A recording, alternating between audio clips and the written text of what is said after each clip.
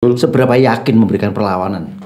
Yakin kami bahwa syarat untuk ke KPU itu minimal atau maksimal? Minimal kan? Ya. Nggak ada ketentuan maksimal kan? Ya. Sehingga bahwa kami melihat bahwa peluangnya Gus Dur masuk ke KPU, mendaftar menjadi paslon, disahkan, itu menjadi satu momen penting. Karena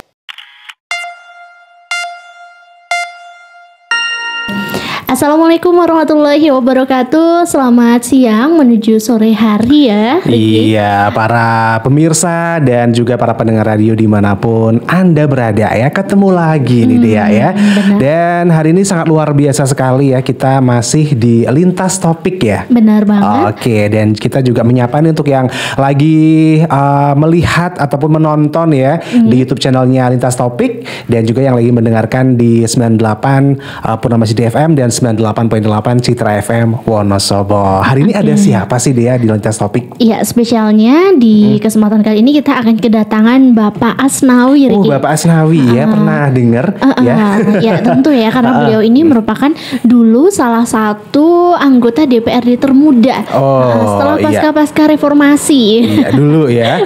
Dan katanya juga sekarang ini merupakan salah satu tim sukses paslon 2 dan seorang pengusaha juga. Pengusaha apa nih? Kalau dengerin sih kayak ada pertokoannya itu ya, dan juga pengusaha roti juga. Waduh, gitu mau ya. dong rotinya Pak. Boleh. Dikirim ke Citra ya, atau ke Purnama City. Oke, dan mungkin juga untuk hari ini bakal seru banget ya. Masih bersama Ide Agus sebagai host utama ya. Dan tentunya pada kesempatan kali ini kita masih akan bincang-bincang terkait dengan Pilkada Kabupaten Wonosobo. Ya, barangkali nih sahabat Purnama City dan juga Sobat Citra ada yang belum tahu ya. Untuk acara Lintas Topik ini kita mendiskusikan terkait isu-isu terkini dan juga yang berhubungan dengan kemaslahatan masyarakat Wonosobo juga, Ricky ya. Iya, oke. Gak hanya isu politik aja. Ya, benar banget ya. Jadi ya semuanya lah ya. Oke, dan tentunya untuk Sobat Citra ini Lintas Topik ya. Ini bisa disaksikan atau bisa didengarkan di radio Purnama City FM dan Citra FM di hari Selasa dan Jumat jam 3 sore ya dia ya. Dan juga bisa live streaming juga loh ya di jogjastreamers.com. Bisa dengerin dimanapun ya berada ya kan, bahkan sampai ke luar negeri ya. Oke, tanpa berlama-lama ya dia mungkin langsung aja ya. Kita lemparkan ke Ide Agus. Oke, buat Mas Ide Agus langsung aja kita persilakan. Oke, terima kasih Dea dan Ricky ya. Dan Sobat Citra serta sahabat Purnama City serta penonton dari channel YouTube Lintas Topik. Siang ini kita kembali kedatangan narasumber yang luar biasa. Yang ini menjadi teman lama saya sebetulnya sudah tahun 99 akhir. Saat itu beliau ini menjadi salah satu anggota Dewan Termuda di Wonosobo hasil dari pemilu pertama tahun 99. Saya kenalkan Bang Asnawi.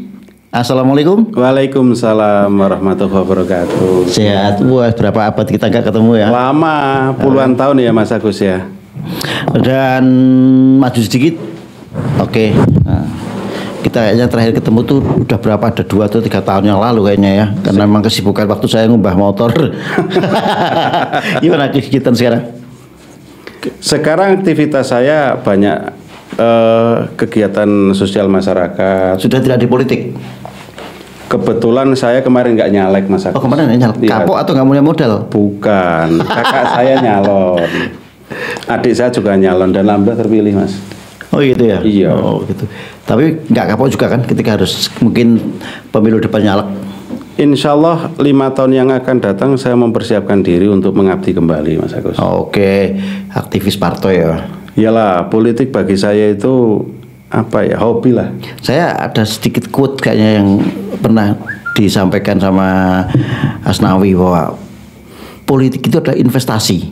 Betul. Ya kan? Ya. Artinya kan kalau hari ini belum berhasil ya udah lakukan lagi di step berikutnya ya. Betul. Nah, mumpung ini juga musim pemilu.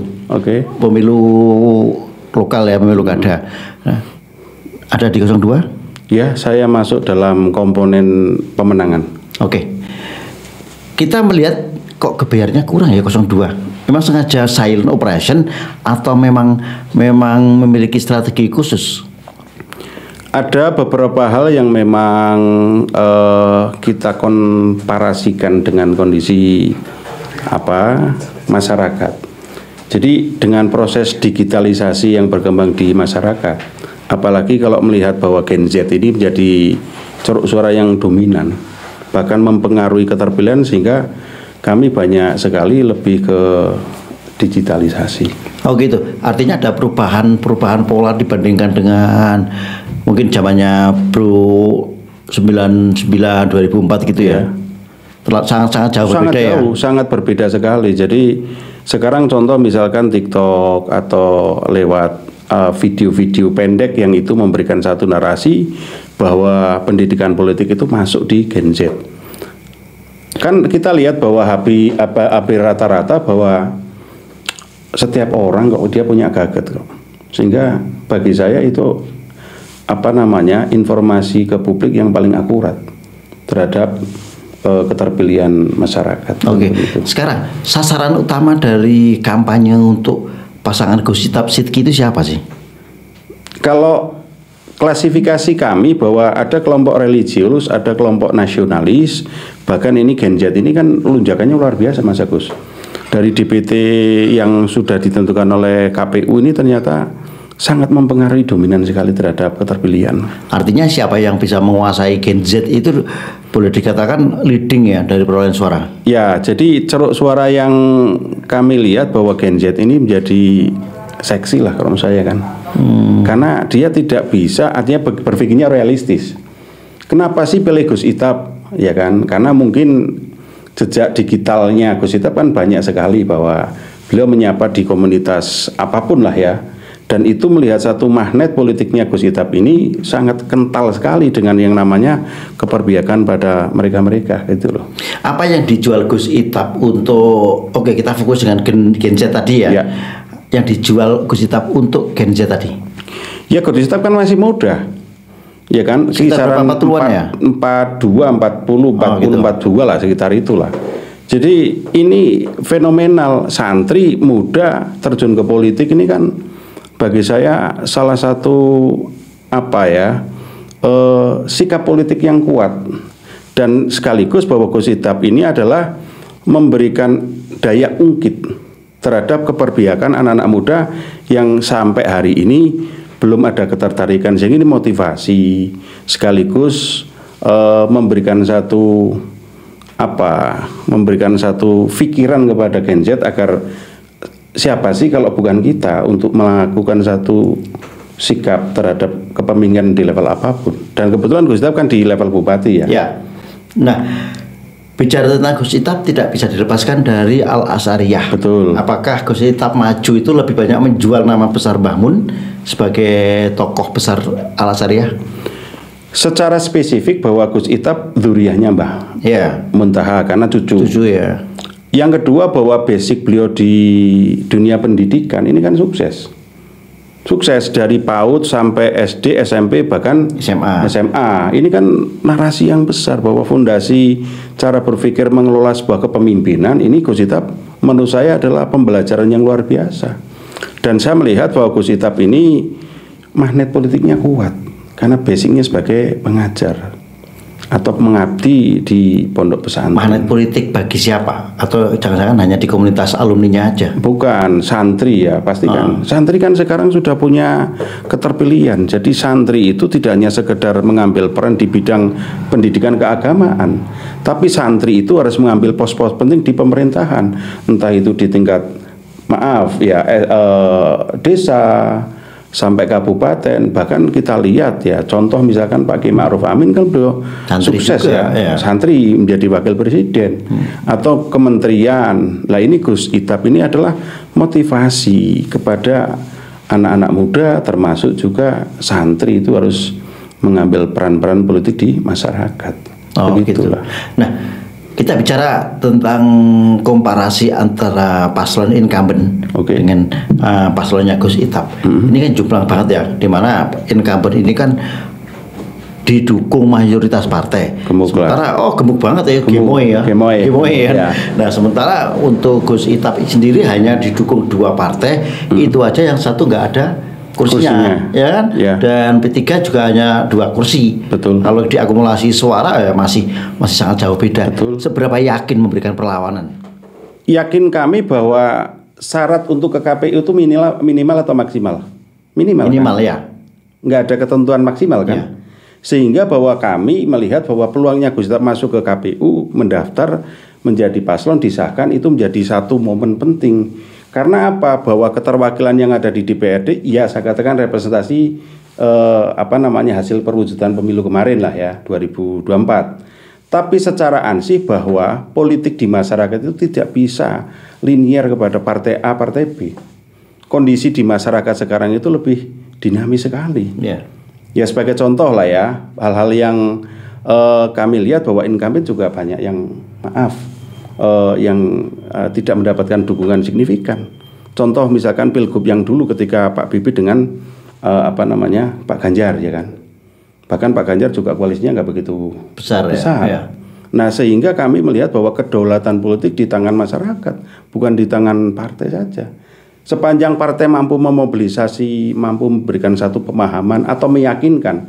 Kalau toh memang tidak, nggak bisa sekarang masyarakat untuk dijustifikasi atau didikte nggak bisa. Oke, artinya gini, preferensi masyarakat untuk memilih paslon itu tidak lagi selalu ditentukan oleh pertama tokoh-tokoh partai, betul, tokoh-tokoh masyarakat. Betul. Artinya mereka sudah memiliki preferensi sendiri dengan alasan yang bisa diterima ya. Jadi ketokohan itu masih dibutuhkan sekali, ya kan? Masih dibutuhkan sekali terhadap proses demokratisasi ini. Tapi kami melihat bahwa posisi hari ini masyarakat lebih pada persoalan transformasi ide, gagasan, pikiran tentang keberlanjutan atau mungkin narasi yang dia akan bawa kepemimpinan yang akan datang seperti apa. Kan begitu. Contoh misalkan begini Mas Agus. Kalau kami lihat bahwa PAN dengan P3 dengan komposisi P3 hanya 2 kursi, lalu PAN tidak mendapatkan 1 kursi. Tapi ternyata bahwa sekarang muncul yang namanya aliansi dukungan Gus Itap, ada Bergizi, ada Lintang 9, ada Semut Ijo dan seterusnya. Ini banyak sekali sehingga terwadahnya dalam komunitas tertentu. Ini kan menjadi menarik menurut saya kan. Artinya begini juga. Di satu sisi kekuatan dukungan politik Gus Itap ini kan kecil ya. Betul. Tapi relawan-relawan maupun masyarakatnya yang mendukung relatif lebih kuat. Lebih kuat. Sebagai contoh bahwa mandiri kok Mas Agus. Bahwa orang bikin kaos selalu bikin APK ya. Contoh misalkan baliho atau stiker, banyak mereka swadaya dari komunitas itu sendiri. Bahkan pertemuan-pertemuan juga tidak pernah kita memobilisasi, bahkan kita membantu apapun tidak pernah. Tapi ada juga kayaknya relawan yang kemarin GMPP ya kalau tidak keliru, cabut dukungan ya. Betul. Seberapa besar sih pengaruhnya bagi pembentukan opini publik? Yaitu wilayah GMPP terhadap pencabutan dukungan internal mereka, dan kami tidak akan menanggapi karena sampai hari ini juga belum ada klarifikasi pada kami. Kan dulu juga pernah komunikasi di tempat kami kan, cuma sampai hari ini belum ada komunikasi. Jadi kami juga bingung gitu. Oh gitu ya. Bro, apa sih sebetulnya yang menjadi program unggulan yang bisa dijual ke masyarakat? Sehingga gini, masyarakat memiliki pilihan, akan memilih Gus Itap itu. Program unggulannya apa aja sebetulnya? Keunggulan yang ada di Gus Itap kan bahwa konsepnya Wonosobo waras. Waras itu artinya wareg, raket, wareg, antep, raket, lalu adep dan saget. Ini kan orang lebih jauh, ini waras itu artinya apa? Bahwa wareg itu cukup pangan, cukup sandang, papan dan air. Ini yang menjadi satu pikiran bahwa Gus Itap menghadirkan satu ide gagasan seperti itu. Lalu berkaitan dengan raket atau antep ya. Antep ini berarti bahasa Jawa kan. Kalau di ijma kiaskan bahwa antep ini kan berarti cerdas, lalu sehat atau soleh lah, kan seperti itu. Berbicara tentang raket itu kan guyub Mas Agus. Jadi guyub agawe sentosa lah, atau guyub rukun lah seperti itu. Lalu bicara adep kuwi opo gitu loh. Adep itu ya jejak kokoh dalam berpendidikan, dia punya komitmen besar terhadap keberlangsungan Wonosobo yang jadi harapan kita bersama. Lalu bicara saget kan hiso gitu loh. artinya menggayuh atau harapan dan cita-cita yang perwujudan dari sebuah RPJMD baik secara nasional maupun daerah kan seperti itu. Sekarang gini, kalau kita lihat pasangan incumbent Afif Hussein, betul, dia kan sudah diuntungkan pertama dengan program-program yang dibawa selama incumbent ini menjabat. Kalau kita bandingkan dengan paslonnya 02 ini juga belum apa-apa gitu kan. Betul. Apa nggak terlalu berat untuk melawan? Enggak juga. Pak Fauzi-Bowo dulu berhadapan dengan Pak Anies Baswedan. Pak Anies juga latar belakang pendidikan kan, atau dia sebagai rektor lah para Wadina. Kebetulan berpasangan dengan Sandiaga Uno dan mendapatkan dukungan simpati yang luar biasa. Bahkan koalisinya juga kecil kan begitu. Jadi termasuk Jawa Tengah dulu Pak Ganjar juga kecil kan. Ternyata juga atmosfernya atau dukungan real koalisi rakyat ini luar biasa gitu loh. Ini nggak bisa Mas Gun. Ya kalau misalkan itu menjadi indikator parameter bolehlah. Tapi kami yakin bahwa hadirnya Gus Ithab ini adalah membawa wacana yang cukup spektakuler. Karena apa? 5 tahun yang lalu pilkada yang dulu kan berlawanan dengan kota kosong.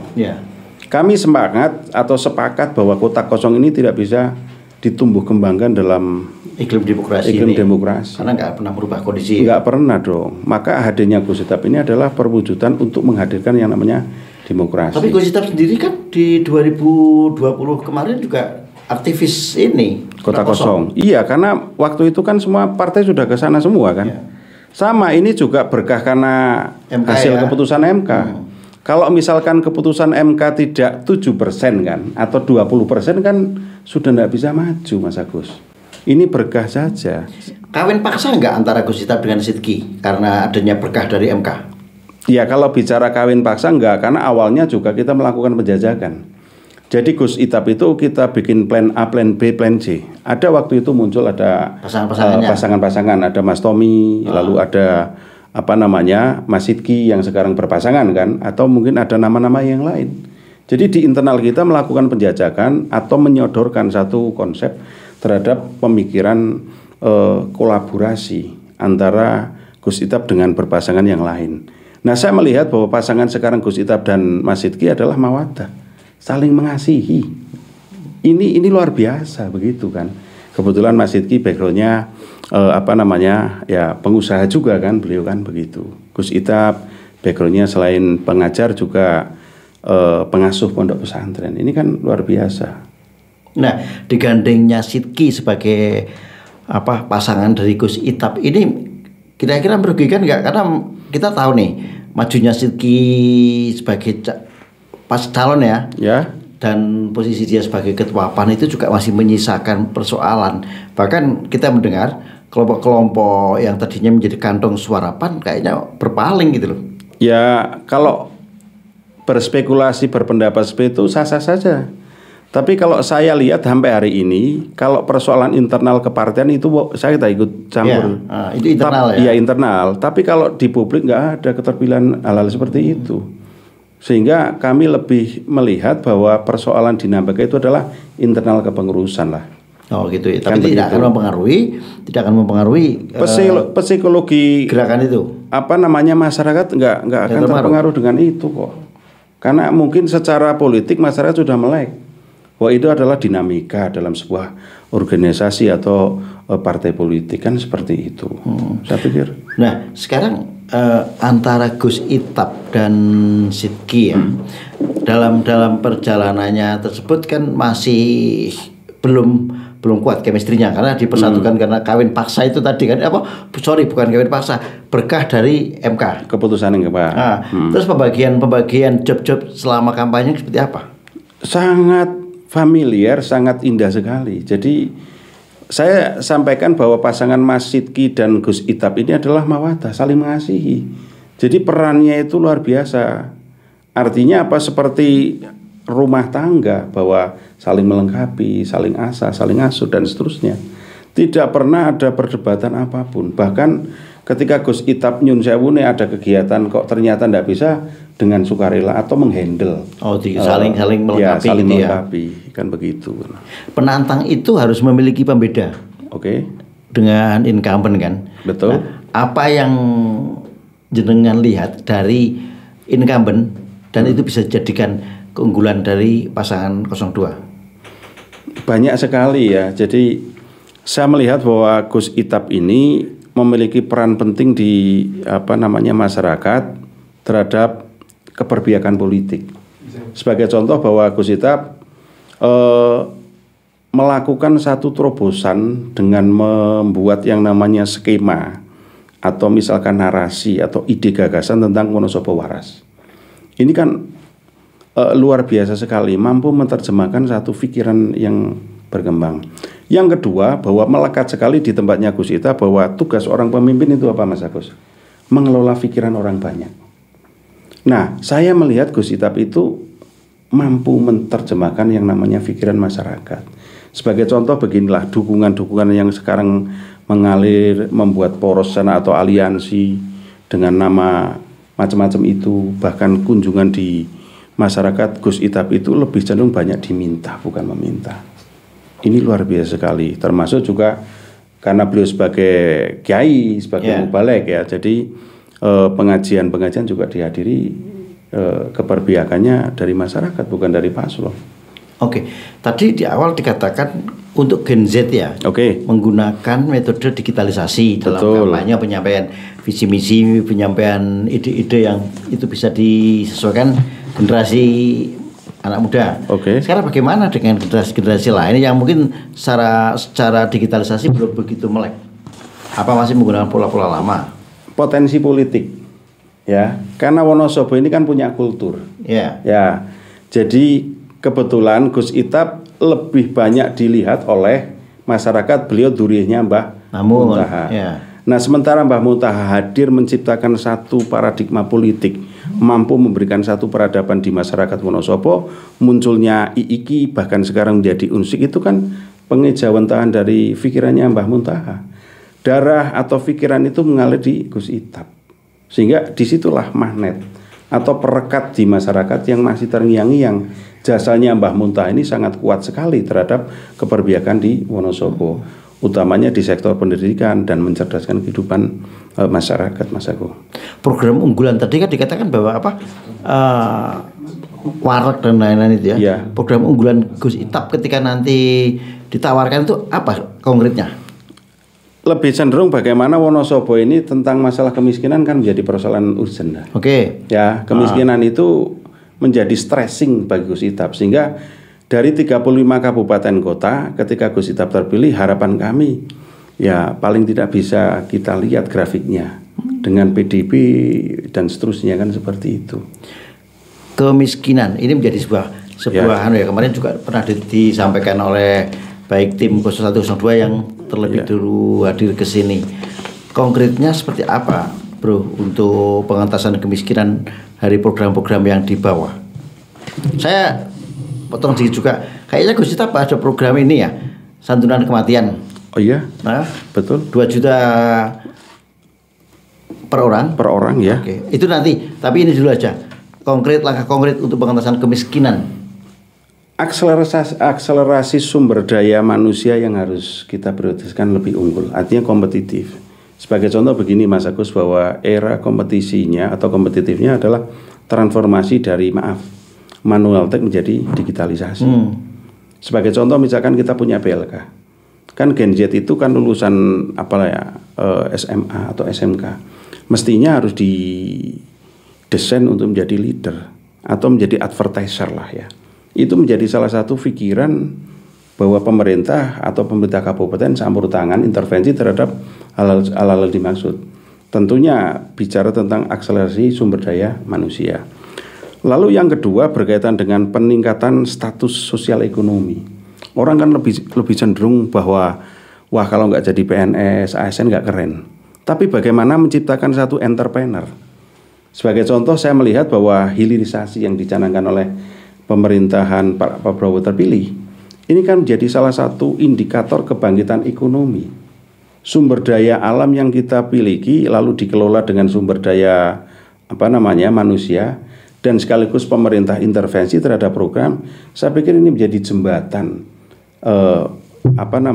meningkatkan kualitas taraf hidup masyarakat. Saya melihat transformasi menuju ekonomi yang inklusif, produktif dan berkelanjutan, ini peran strategis pemerintah harus hadir untuk memberikan dampak terhadap apa yang menjadi nilai pergeseran secara ekonomi. Ini penting sekali menurut saya. Oke. Kalau tadi kan disampaikan dari beberapa item aja, nampaknya lebih menitik beratkan pada pembangunan SDM ya. Iya. Pembangunan peningkatan SDM. Betul. Dan itu mungkin sejalan dengan garis kebijakan rezim yang sekarang. Betul. Adanya. Bagaimana sih SDM Indonesia yang begitu rendah, mencoba untuk ditata ulang, mencoba untuk diperbaiki. Betul. Breakdown-nya di tingkat Wonosobo. Tapi nah ini yang sekarang jadi magnet seorang pemimpin di tingkat lokal itu akan dilihat dari karya fisik, jalanan mulus, infrastrukturnya lancar. Nah, bagaimana Gus Itap nanti itu membawa itu sebagai sebuah gagasan ataupun isu? Saya pikir kalau bicara tentang infrastruktur jalan, jembatan, air, listrik, irigasi kan di dalam nomenklatur anggaran sudah muncul. Artinya itu urusan wajib. Ya pasti dong. Siapapun bupatinya tetap akan dilaksanakan. Harus dong. Jadi klasifikasi di tempatnya kami, artinya di Gus Itap itu kita punya ruas jalan di kabupaten sekian ribu kilo. Dari klasifikasi itu saya berharap bahwa Gus Itap ini nanti konsentrasi pada beberapa benahan infrastruktur. Kan klasifikasinya ada rusak ringan, rusak sedang maupun parah. Dan program ruas tuntas ini harus betul-betul dijadikan komitmen terhadap perwujudan terkait dengan dalan alus rezeki mulus. Ya, bicara rezeki mulus ya kayak yang slogan teman kita itu. Kan seperti itu. Sehingga kami tidak begitu dipotong-potong begitu. Misalkan ruas tuntas yang kami maksud ketika jalan tersebut terhadap indikator ekonomi, pendidikan, pertanian memang ada satu klasifikasi yang serius terhadap tumbuhnya kondisi ekonomi di masyarakat. Kalau misalkan anggarannya harus 5 miliar ya menurut saya kenapa harus dipotong? Artinya disinergikan dalam semua ruas-ruas jalan itu terhadap kebutuhan. Oke, saya kembali ke kondisi awal Wonosobo. Ini kan daerah pertanian. Betul. Di mana sebetulnya pertanian itu banyak memiliki persoalan-persoalan. Bagaimana dari kubu Gus Itap melihat itu? Wonosobo ini kan sudah dikenal agribisnis di bidang pertanian. Bahkan swasembada pertanian cukup signifikan. Kami lihat bahwa banyak sekali petani-petani mengirim sampai ke kabupaten kota yang lainnya atau provinsi. Kalau gambaran kami bahwa berkaitan dengan pertanian, mestinya bahwa pemerintah kabupaten intervensi terhadap kebijakan-kebijakan itu. Sebagai contoh begini Mas Agus, gambaran sederhana lah. Kita ngapain sih nggak punya outlet untuk bagaimana memberikan informasi, data, bahkan juga sampai pada pengiriman ekspedisi. Ketika misalkan Wonosobo ini punya yang namanya showroom lah bahasanya. Yeah. Ini kan menurut saya kan keren juga kan. Bisa ditransfer kepada wilayah-wilayah tertentu. Bahkan stabilisasi harga itu tidak diintervensi oleh tengkulak. Kan hari ini menurut saya misalkan harga sapi berapa sih kan? Misalkan seumpama sekian puluh ribu lah ya. Dengan asumsi 1 kilo. Sehingga pemerintah juga memberikan satu perlindungan terhadap apakah itu asosiasi pertanian atau mungkin dari dinas pertanian tentunya mengawal secara langsung lah terhadap. Nah, hal itu sebetulnya sudah sudah dilakukan oleh pemerintahan sekarang belum? Kalau saya mengkritisi terhadap pemerintahan sekarang mungkin perlu ditingkatkan kembali terkait dengan masalah regulasi kan. Jadi perlu nggak kita bikin yang namanya perda tentang masalah pertanian sih Pak? Ya kan? Apa yang menjadi daya ungkit Sehingga keberpihakan kita dengan petani itu bukan hanya sebagai slogan. Ini loh regulasinya kita sudah punya kok. Sehingga masyarakat secara langsung bisa melihat. Lalu yang kedua bahwa hak dan kewajiban antar keduanya juga sama kan. Kalau seorang pemimpin hanya bercerita tentang melindungi kenapa regulasinya harus sebagai payung hukum untuk memberikan satu inspirasi dan sekaligus aspirasi terhadap tumbuhnya yang namanya sektor pertanian kan begitu. Oke. Nah, sekarang persoalannya saya jadi ingat kemarin ketika kita ada podcast di sini juga dengan Mas Ibnu Khotob ya. Ada benang merah. Mas Ibnu juga ngomong bahwa aspek kemiskinan, aspek penurunannya di kita masih peringkat berapa? 33, 32 lah seperti itu. Sementara capaian di tingkat nasional aja sudah 2 digit. Betul. Nah, ini bagaimana akan menjalankan karena itu akan menyangkut banyak sektor gitu kan, dan anggaran juga tidak sedikit. Apa yang akan sudah dalam gambaran rancangan dari tim Gus Itap ini? Gambaran yang paling sederhana Mas Agus, kalau kami lihat bahwa memberikan daya rangsang terhadap masyarakat untuk ikut berinovasi. Artinya beginilah, bahwa kami melihat bahwa masyarakat itu bukan menjadi objek tapi menjadi subjek, menjadi pelaku. Nah kan fasilitatornya siapa? Ya pemerintah. Inisiasi itu muncul juga diberikan pada masyarakat. Sebagai contoh misalkan nanti Gus Itap jadi bupati, terpilih kan, nggak boleh dong yang namanya dikritik lalu tiba-tiba justru mohon maaf tidak terima, justru kritikan, hujatan, makian dari masyarakat itu menjadi hasanah dalam rangka menerjemahkan satu konsep proses penyelenggaraan pemerintahan. Saya pikir itu penting kok. Jadi emang yang sekarang anti kritik. Kenapa? Emang yang sekarang anti kritik? Saya tidak mengatakan begitu Mas Agus kan begitu kan.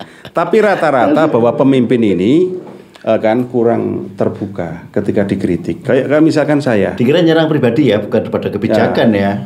Kalau personal enggak bisa dong. Ya kan bupati itu kan lembaga. Ya kan lembaga. Kalau ex officio bicara tentang orang iya. Karena di situ ada nama kan atau orang yang mengelola sebuah pemerintahan itu. Tapi ketika saya kritik itu jangan terus dianggap bahwa saya tidak suka atau misalkan kritik saya juga berkaitan dengan sentimen enggak, tapi kritik itu adalah satu partisipasi publik terhadap konsentrasi pemerintahan. Kalau misalkan masyarakat apatis nggak mau kontrol, nggak mau kritik, maunya jadi apa kan begitu. Sama ya saya sebagai wajib pajak atau saya bayar pajak kan juga punya hak. Sehingga ketika ada satu pemimpin yang dibiayai oleh negara, bahkan kontestasi pilkada ini itu mewujudkan satu kepemimpinan ini kan biayanya mahal dari KPU kan. Bahkan fasilitas yang namanya bupati ini juga luar biasa kok. Nah sehingga kontrol kita menjadi salah satu hal yang prinsip mendasar terhadap apa yang menjadi tugas secara keseluruhan terhadap proses penyelenggaraan pemerintah di semua sektor kan begitulah. Oke.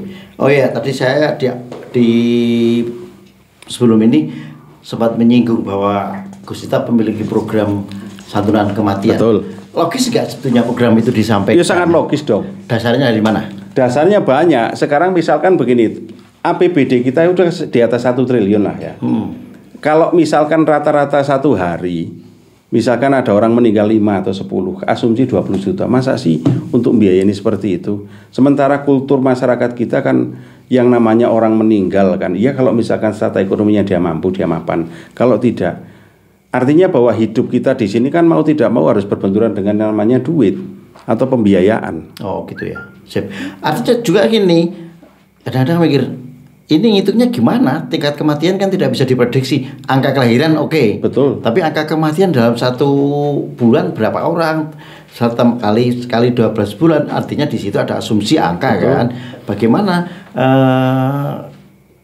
tim 02 ini memberikan apa? Gambaran hitung-hitungannya seperti apa? Tapi sebelum itu silakan. Oke. Ada kopi kan? Siap. Harus ngopi dulu ini ya Mas. Biar katanya gini loh kalau kita ini Mas, biar enggak dingin kopinya. Terus lagi gini, kalau kita ngobrol tanpa minum kayak orang padu gitu. Kurang sih. Pas itu cerita Mas Nabi. Iyalah. Jangan sesali ketika kopi itu dingin. Dia pernah hangat namun kita abaikan loh, Bro. Iyalah. Sudah Mas. Ini enggak dianu tuh. Anu ya Mas, cemilan ya Mas. Enggak usah. Ya ini PR kita Mas. Apa? Ya. 9 ini.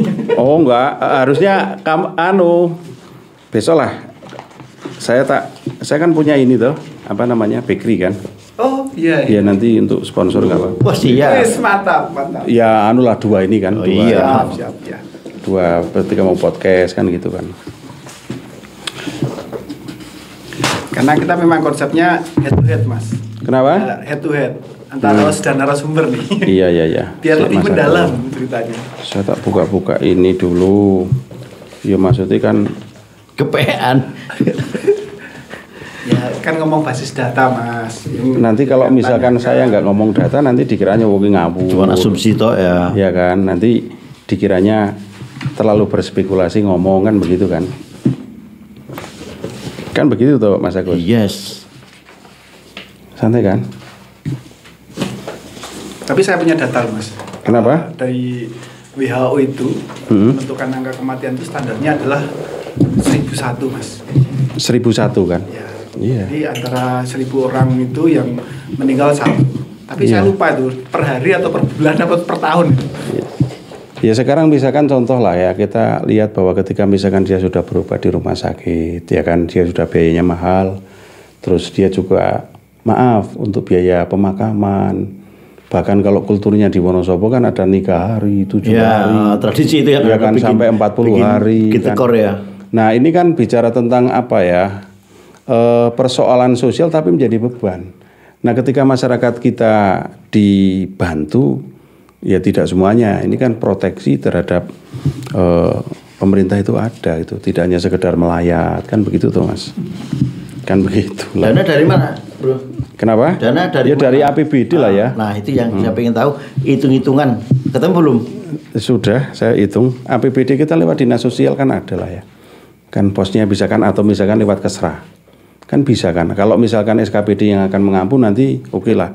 Wong sekarang misalkan di Kesra untuk bantuan apa namanya sarana peribadatan aja kan, lalu bicara pokirnya bupati juga punya kok. Iya. Iya kan, pokirnya bupati masukkan di situ nggak apa-apa. Dana taktis bupati juga nggak kecil kok, besar kok. Nah itu menurut saya penting lah. Kok punya gambaran tadinya adanya program itu? Ya kalau menurut saya bahwa persoalan sosial di masyarakat ini kan menjadi daya ungkit atau ini loh keberpihakan kita pada masyarakat kan seperti itu kan.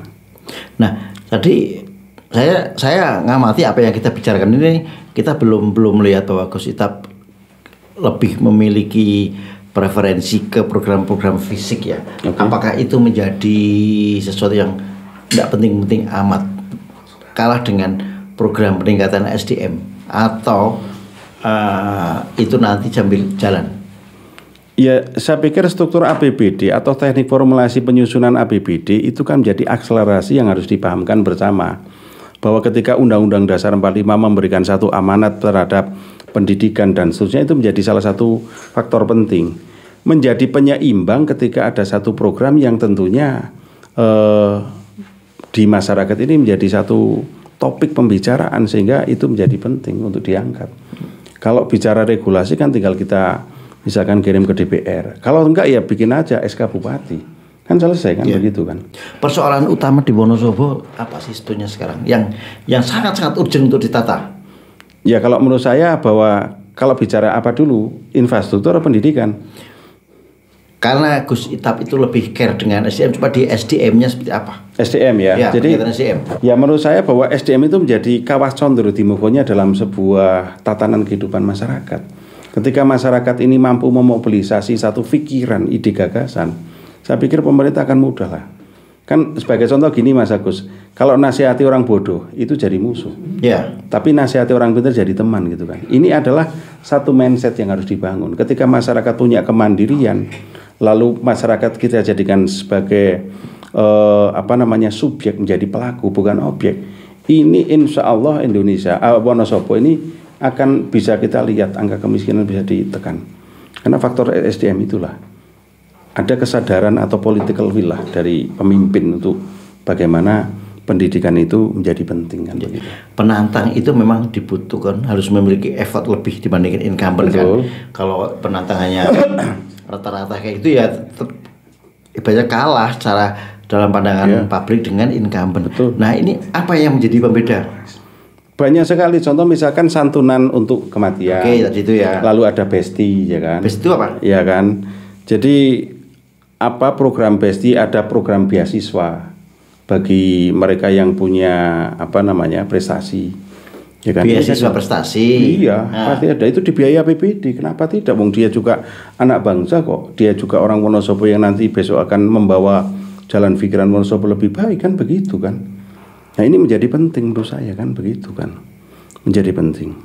Tentang dunia lain, dunia pendidikan tadi udah ya. Betul. Dunia pertanian, ini kan tadi belum tuntas. Persoalan-persoalan di pertanian itu bagaimana solusinya? Solusi yang paling mendasar bahwa pemerintah intervensi terhadap, jangan membiarkan seperti inilah. Jadi intervensi, bikin regulasi, misalkan perda tentang pertanian itu kan, yang tentu berpihak pada kepentingan petani. Kita melihat begini loh bro, Wonosobo itu secara elevasi itu beragam kan. Dari daerah selatan di Wadas Sintang sampai ke Dieng ini kan sangat beragam, dan mereka memiliki vegetasi yang sangat-sangat beragam. Nah itu udah masuk belum dalam mapping bagi 02? Sudah. Jadi misalkan begini, contoh misalkan pola tanam yang kita lakukan dalam rangka pendampingan terhadap masyarakat kan sekarang kan banyak sekali manual tag lah ya. Artinya pemerintah intervensi itu misalkan pola sistem tentang tumpang sari, ya kan, tumpang sari, atau misalkan sekarang musimnya ini dan seterusnya, sehingga Dinas Pertanian mengintervensi. Nah butuhnya payung hukum itu atau misalkan perda itu menjadi salah satu akselerasi terhadap hubungan kita dengan pertanian dimaksud gitu loh. Tapi selama ini kan juga kayak Dinas Pertanian juga sudah melakukan hal seperti ini. Betul. Ya Dinas Pertanian mungkin perlu dioptimalkan kembali. Optimalisasi ya kan? Peran itu lagi ya. Otomatis dong, infrastrukturnya kan dari ASN juga harus digenjot lah terhadap pendampingan kan, seperti itu kan. Tidak hanya dibantu namanya traktor, bibit, benih dan seterusnya kan, menurut saya itu penting ya. Tapi paling tidak advokasi pendampingan terhadap kebutuhan real masyarakat itu sebenarnya apa. Atau misalkan pupuk. Kalau misalkan kita dengar bahwa presiden terpilih juga katanya pupuk langsung kepada petani bukan lewat executing agen, ini kan juga menjadi satu tawaran yang menarik, sehingga tidak ada bahasanya pos-pos yang harus dilalui. Nah saya pikir bahwa pemerintah kabupaten dimaksud bahwa intervensi itu adalah jangan sampai, mohon maaf, ini ada sumbatan, tapi kerannya itu betul-betul dibuka sampai pada wilayah kelompok-kelompok tani atau petani langsung, begitu Mas Agus. Oh gitu. Nah secara gagasan, secara ide yang mau dibawa, kita ada gambarannya. Sekarang kita bicara tataran di bidang politiknya, kantong-kantong suara Gus Itap itu di mana sih? Dari 264 desa dari 15 kecamatan, saya pikir hampir imbang semua ya. Bahkan pertumbuhan atau elektoralnya Gus Itap ini tinggi sekali. Kan begini Mas Agus, jadi awalnya itu sebelum bicara tentang elektabilitas kan baru bicara popularitas. Jadi Gus Itap ini sudah merintis sudah lama lah, menyapa warga. Bahkan Kota Kosong dulu juga Gus Itap sudah dikenal menjadi aktornya. Ya salah satu inisiatornya. Karena ide gagasannya bagaimana demokrasi tumbuh kembang, bukan dengan model hanya satu paslon. Yang kedua bahwa setelah keputusan MK tidak terjadi kota kosong, bahkan Gus Ipin ini menjadi keren, menjadi seksi.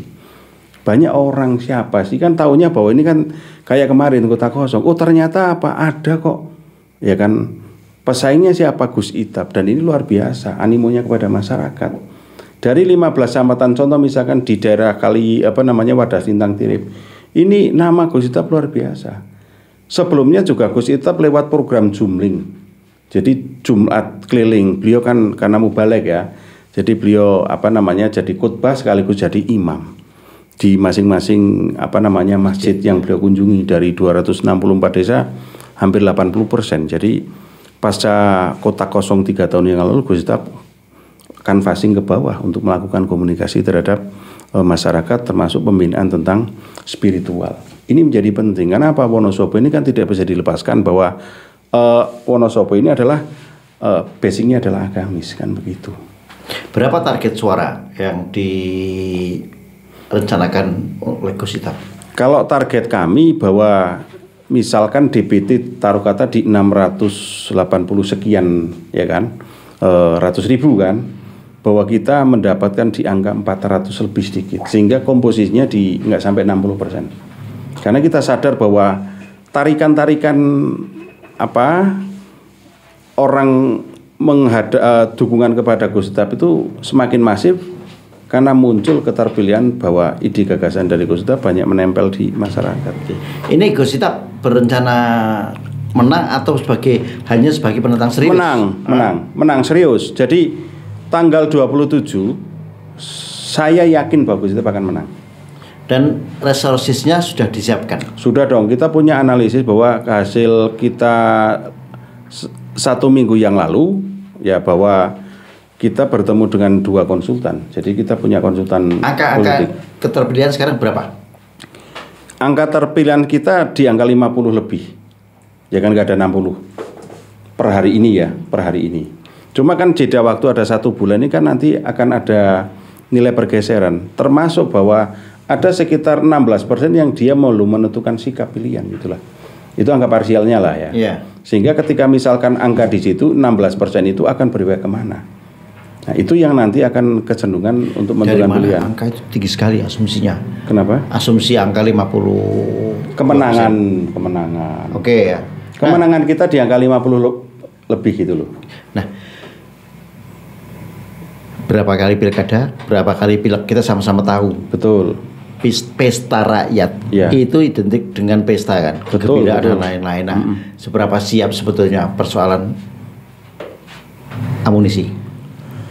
Kalau bicara finansial, semua itu adalah kemandirian kok. Kemandirian dari tim paslon ini juga, maaf lah ya, ya nggak boleh disamakan dengan petahana. Petahana kan sudah mendapatkan fasilitas ya, tapi keyakinan bahwa hasil dari kegiatan kita, mobilisasi pun tidak pernah menggerakkan dengan namanya uang. Nah itu bagian strategi bahwa kita akan memberikan pendidikan politik di masyarakat seperti itu kan. Jadi, artinya yakin ya bahwa di pilkada kali ini Gus Itap bisa berbicara banyak ya.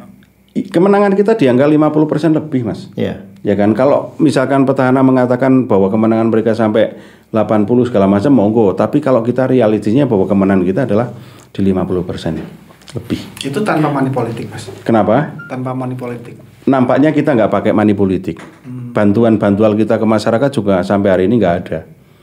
Ya memang kita artinya jualan gagasan ya. Ide. Jadi paradigma yang kita kelola untuk kita hadirkan di masyarakat bahwa kalau bisa ya masyarakat ikut terlibat secara langsung memiliki kepemimpinan ini. Kalau dari sudut pandangan paslon 02 nih, misal SDM kita di masyarakat kita itu betul, siap nggak sih tanpa adanya uang saku untuk ke TPS? Kalau semua paslon punya komitmen, saya pikir masyarakat akan terdidik dengan pola yang namanya seperti ini. Jadi one man one vote-nya itu bukan dihargai karena pundi-pundi rupiah, tapi karena keperbiakan mereka memilih paslon A, paslon B, atau misalkan Gus Itap. Karena apa? Karena Gus Itap adalah salah satu pilihan tentang bagaimana membangun Wonosobo. Tapi realitanya sekarang kan ada sampai jargon rakno duit rakno blos barang gitu. Ya, menurut saya dinamika yang berkembang di masyarakat seperti itu. Tapi sampai hari ini kami kegiatan di masyarakat tidak pernah yang namanya kita nyangoni. Bahkan maaf ya, pertemuan model misalkan gulo, teh, kopi juga swadaya sendiri kok. Posko kita sampai hari ini juga kita nggak. Posko di mana? Nggak ada. Hanya di kantor DPC aja. Rumah pemenangan nggak ada? Di kantor DPC P3 aja di situ. Di kantor DPC P3 itu kan. Ya, karena ada pertanyaan juga rumah pemenangan Gus Itap di mana gitu. Ya, di kantor DPC P3 ya, karena memang kita jujur saja lah keterbatasan di bidang pembiayaan dan logistik juga ada. Tapi kalau misalkan masyarakat kita libatkan secara objektif seperti ini bagian dari pendidikan politik bukan pencitraan, Mas Agus. Jadi keterbatasan itu tidak menjadi sebuah penghalang bagi Gus Itap untuk terus maju ya? Kalau kalkulasi saya bahwa misalkan fenomena pileg kemarin ya kan nyawer 50 amplop. Banyak kok yang kena tsunami politik kok. Oh iya, paling ya sekian persen aja kok. Lah, apalagi ini hanya 2 paslon. Kalau misalkan 2 paslon ini punya komitmen besar, tidak menggunakan money politik, ini akan luar biasa. Wonosobo membawa pikiran yang lebih baik. Sehingga apa? Bahwa Gus Itap ketika terpilih besok tidak punya, maaf lah ya, tidak punya tanggungan yang begitu besar. Pengembalian modal gitu ya. Pengembalian modal tidak ada dan APBD pure murni kepada masyarakat. Ada upaya kan enggak? Upaya melakukan lobby-lobby ke paslon petahana. Udah kita nggak usah pakai uang ke pemilih gitu. Ya kalau ide gagasan dari pihak sana saya nggak berani intervensi. Tapi kalau misalkan lobby juga kita enggak. Ya harapan kami bahwa Bawaslu secara masif untuk melakukan penindakan itu dong. Kalau seandainya misalkan terjadi yang namanya money politik kan begitu. Money politik itu kan selama ini kan kayak orang kentut aja kan. Ya. Dan tidak pernah ada tindakan. Ya penindakan termasuk ya aparatur ASN ya kan dan aparatur pemerintah dan juga harus dijaga netralitasnya dong. Kalau ini menjadi mandat penuh pada masyarakat, ngapain kok dia sudah difasilitasi ikut-ikutan kan begitu? Toh undang-undangnya sudah mengatur tidak diperbolehkan kan begitu kan? Mestinya seperti itu. Oke, baik. Kayaknya waktu, udah lama banget sih. Ya, padahal kita masih pingin ngobrol. Aji ingin ada tanya lagi? Enggak, cukup. Cukup ya. Cukup. Gitu. Mungkin kan ini waktu juga mepet ya. Bisa dihadirkan lagi kapan-kapan. Oh iya, karena kita juga mungkin akan menghadirkan juga langsung paslonnya. Dan masih banyak hal yang mungkin kita bicarakan. Artinya apa? Media ini sebagai sebuah corong edukasi ke masyarakat. Hari ini yang bicara dari 02, besok kita tambah 01 sehingga ada aspek keberimbangan. Betul. Gitu kan. Terima kasih bro obrolannya siang hari ini. Nampaknya saya juga belum puas karena saya ingin ngulik lebih dalam lagi. Masih hal-hal dan ketika bicara dengan yang namanya Asnawi itu emang nggak ada habisnya. Gitu kan. Oke, terima kasih ya. Salam untuk teman-teman di 02. Terima kasih. Dan kembali ke Dea sama Ricky, silakan. Ya, para pendengar Radio Citra FM dan Purnama City FM dan juga para pemirsa Lintas Topik dimanapun Anda berada, demikian ya untuk Lintas Topik hari ini bersama Bapak Asnawi ya, dan terima kasih nih buat Bapak Asnawi sudah berkenan gitu ya hadir. Dan tentunya terima kasih juga big thanks ini buat Mas Ida Agus ya yang selalu stay. Dan pokoknya keren banget ya dengan lontaran-lontaran pertanyaan yang sangat menghujam ya. Oke, benar. Dan tentunya juga pembahasannya cukup hangat atau panas nih. Udah ke level mendidih ya. Masya Allah, mudah-mudahan juga tentunya ini menjadi diskusi yang sangat bermanfaat bagi kita semuanya dan tentunya untuk bisa menjadi edukasi bagi kita bersama. Iya, benar banget ya para pemirsa dan juga para pendengar radio. Terima kasih atas kebersamaannya dan terima kasih udah menonton di YouTube channelnya Lintas Topik dan ini juga bisa loh ditonton di YouTube channelnya Purnama City FM dan juga Citra FM Wonosobo. Dan juga tidak lupa nih yang udah dengerin via streaming nih dia ya di Jogja Streamers dimanapun Anda berada. Terima kasih udah selalu setia di Lintas Topik ya. Oke.